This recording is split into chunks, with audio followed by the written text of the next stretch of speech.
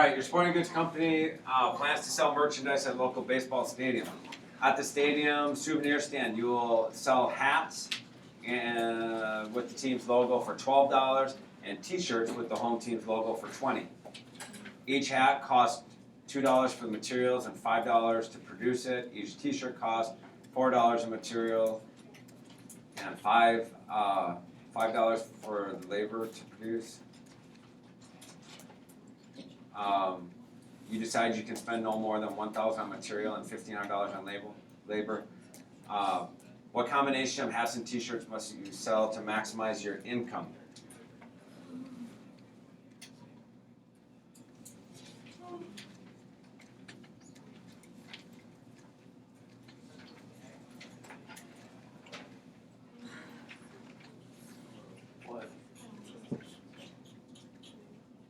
What are the two variables in this problem? Yeah, hats and t-shirts. Patricia, did you have a question? I was gonna end it. Oh, okay.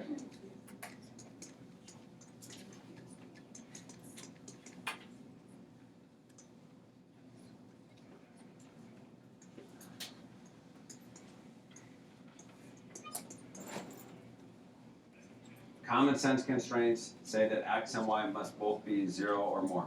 Can't go negative. Real world. What if they owed money? It's possible. Alright. Materials. I have to buy materials.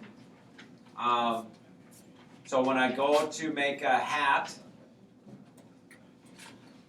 here's your hat. There's $2 for materials there. When I go to make a t-shirt, it's going to cost me $4 in material, right? And then how much can I spend? I have $1,000 on materials.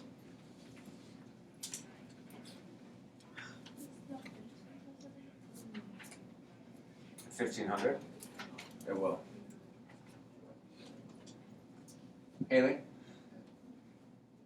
From that stuff that I underlined, thinking about the hats, how could I write my inequality? Hats, I should say hats and t-shirts. 2x plus 4.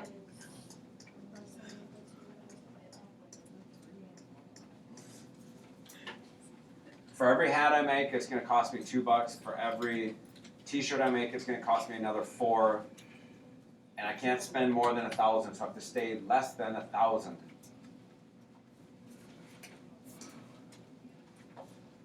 Jake?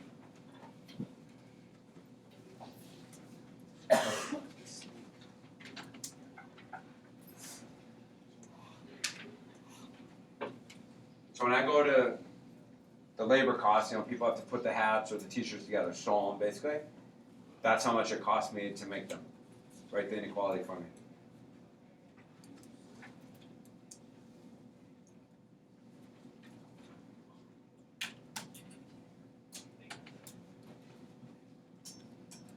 Each hat is $5 for labor, right?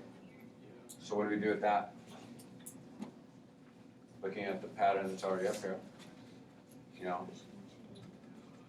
So I can do, for every hat I make, I have to multiply by $5, right? The t-shirts right there are also $5, right?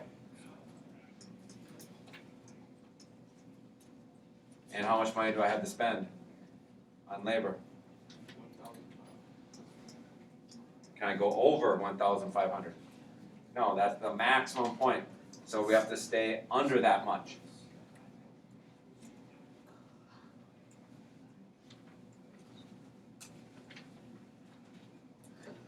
So in this particular problem, the constraints were actually after the objective function numbers. So, Julia? We're gonna do what in this problem?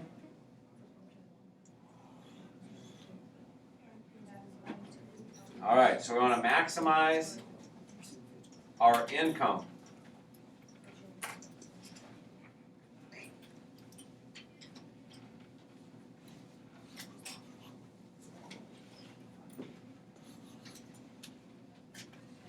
Now income is the money that we make when we sell it. That doesn't, now we haven't subtracted our costs yet.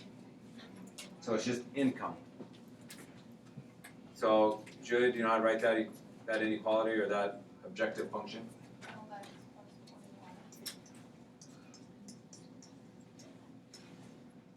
12x plus 21. So I'm going to give you a head start.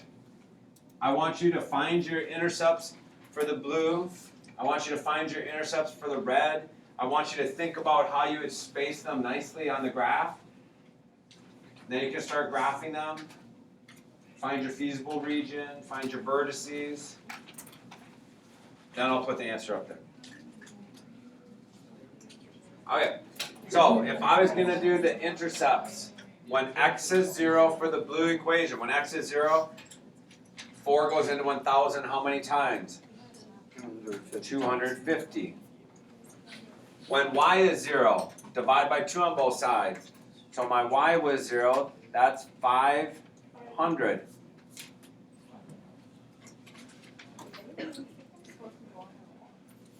For the red equation, when you make your intercepts, you know, when x is 0 the first time, when y is 0 the first time, or the second time, it's going to be the same number. So how many times is 5 going to 1,500? 300 times. 300. So when you look at the intercepts, the largest number is the 500. So take that 500, divide it into 10 equal parts, because you have 10 spaces along your graph. So whatever the largest exponent is, in this case divided by 10, you know, if it turns out to be 37, then you probably will go by 40s. This one turns out to be 50. So let's go by 50s across for our scale.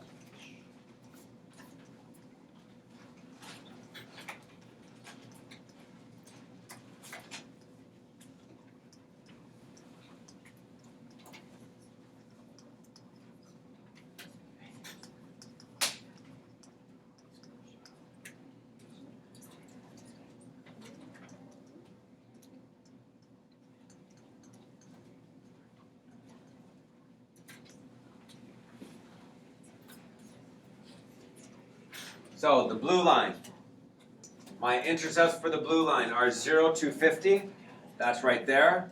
500, 0, that's over there. Draw your straight line.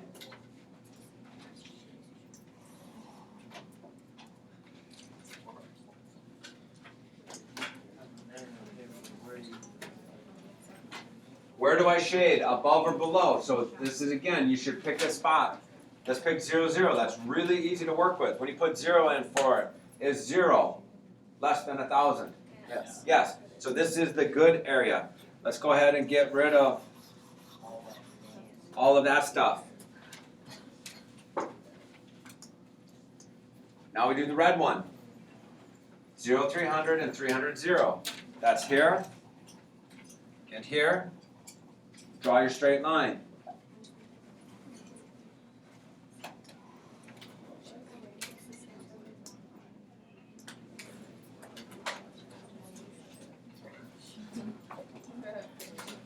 So where do I shade?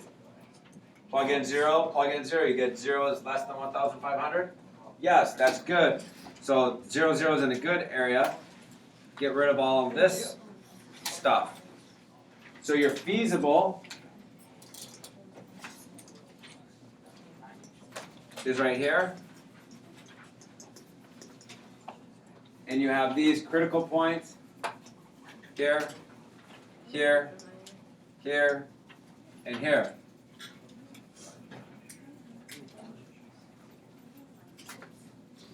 So 0, 0, 0 to 50,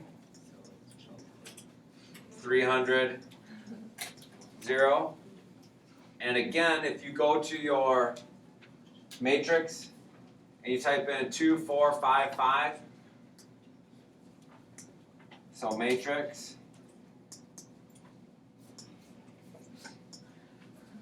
2, 4, 5, 5. Go back into matrix, edit, B, That's 1,000.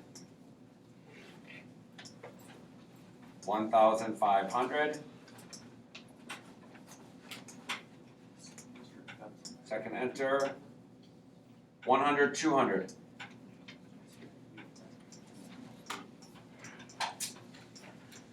So this one is 100, 200. Please don't assume by looking at the graph that it works.